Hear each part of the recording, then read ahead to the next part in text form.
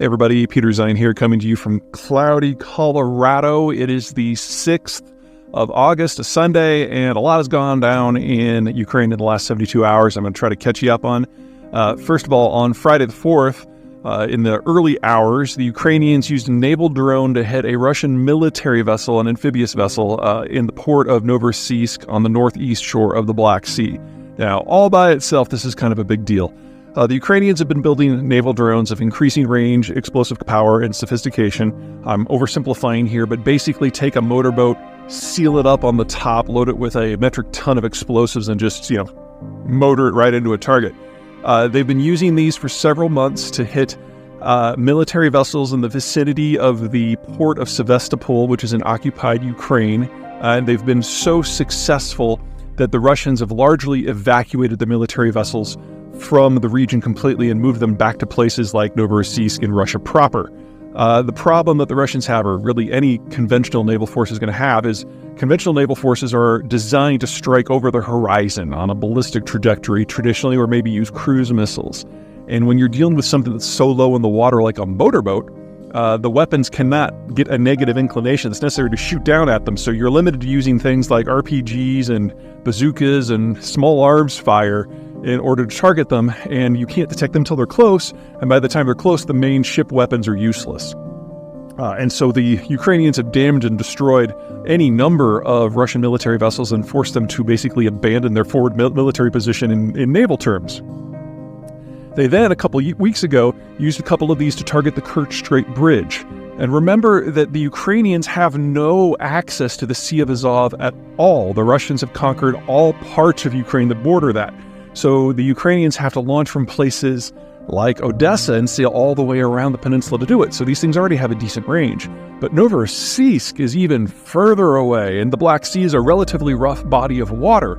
So in order to strike there, one of two things has to be true. Either number one, the Ukrainians have experienced a quantum leap in terms of range, and pretty much nothing on the entire Russian coast of the Black Sea is safe anymore.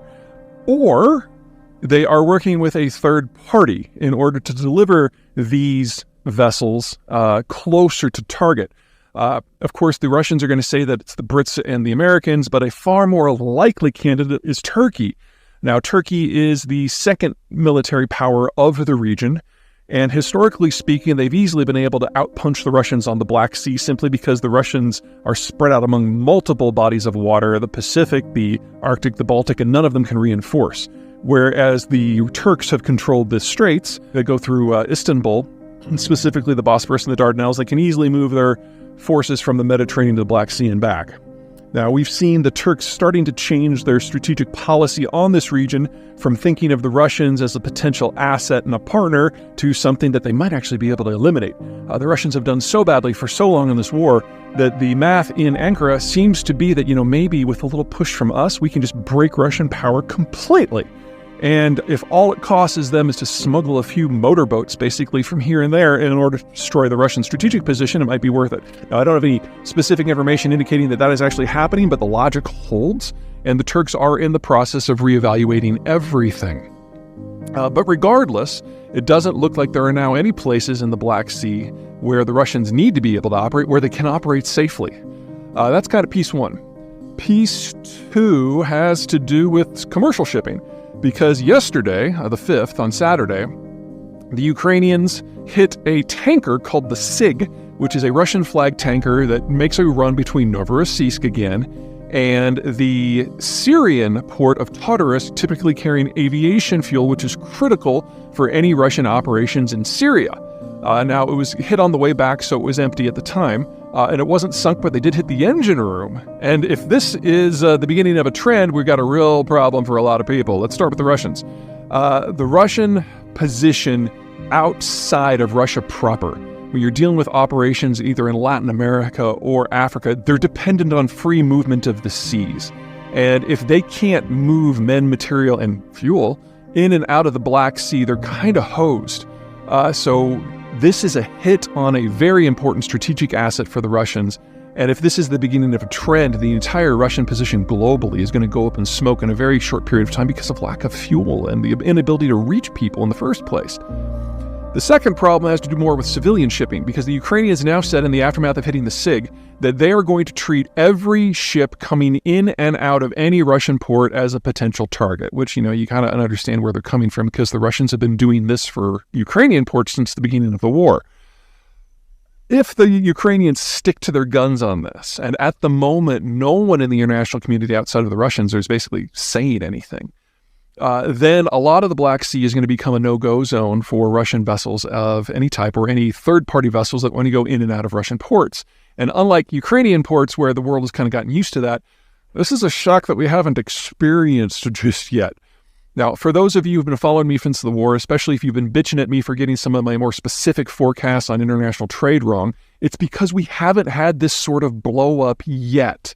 My concern early in the war is that we were going to have a short, sharp shock in which Russian and Ukrainian stuff in and out of the Black Sea was simply going to go offline all at once, and that was going to have a catastrophic impact on prices. That hasn't happened, and honestly, I've been very surprised that both Moscow and Kiev have shown a lot of restraint. That now seems to be in the past. The Ukrainians have now already hit a ship. The Russians are specifically threatening anyone who comes in and out of any Ukrainian ports as well, and it's probably going to become a bit of a free-for-all in the not-too-distant future, and the Ukrainians have now demonstrated that they can strike several hundred miles from their ports. That should be enough to reach anywhere in the Black Sea where there is a vessel coming to or from a Russian port. And they have given the world's civilian ships 2 weeks to basically abscond from the region. Now, the way insurance works is, in a normal situation, you pay 1 or 2% the value of your hull every year for an insurance policy. If you sail into a war zone where people are shooting, that goes up by roughly a factor of 100. And if you sail into a war zone where someone is actively targeting civilian vessels, you just can't get a policy at all. So we could see the entire position of maritime shipping globally in this region just kind of evaporate over the course of the month of August. That potentially takes out one of the world's largest oil and ore and grain export facilities, which is Novorossiysk, and a secondary one at Tuapse, which is a little bit further down the Russian coast than the northeast shore of the Black Sea. That can hit any number of things very, very badly. The Russians don't have the ability to redirect this stuff anywhere because their other export points are either already maxed out, places like Primorsk on the Baltic or Nakodka on the Pacific are already operating at maximum capacity. The rail system's already at maximum capacity. And the only other alternative would be to go through Ukraine, and take it to the port of Odessa, which is under embargo. So if this is shut down, it really goes away. Couple complications here. Number one, Russian crude, if it gets locked in, oftentimes in the winter, these wells freeze solid and they would have to be re-drilled. So it's going to be offline for years, maybe decades. Second, not all crude is created equal. And the crude that is exported through Novorossiysk and Tuapse kind of falls into two rough buckets. You have approximately 3 million barrels a day that is exported through these 2 points total. Half of it is Russian crude, which is a medium sour, and half of it is a called CPC blend, which comes from Kazakhstan, specifically the Tengiz superfield on the northeast shore of the Caspian Sea. It goes by pipeline to Novorossiysk. CPC blend is super light and super sweet. Now, the medium sour, if you remove that from the market, the biggest beneficiary is probably going to be Canadian Select, which is a heavy sour blend that comes out of Alberta. And if you remove CPC from the market, the biggest winner is probably going to be U.S. shale crude, which is also super light, super sweet. But in both cases, you've got two big customers. The first is East Asia, primarily China, and there is now no longer anywhere that the Chinese can go to get replacement volumes because the Europeans have already grabbed it all up in the aftermath of the war. The second big customer base is going to be in the Mediterranean basin, where companies in the region have basically sworn off Russian crude and have gone for CPC blend. If CPC becomes unavailable, their only real option is going to be U.S. shale crude. Now, luckily, U.S. shale has been expanding in leaps and bounds over the last several months and years, especially since COVID started to let up. And it's nearing record levels, and it's only going to go up from here. So there's a possibility here that the Western side, the European side of these disruptions, is actually able to replace what they need from North America, whereas the Asian side just gets completely hosed. Which, you want to talk about reordering the international strategic environment.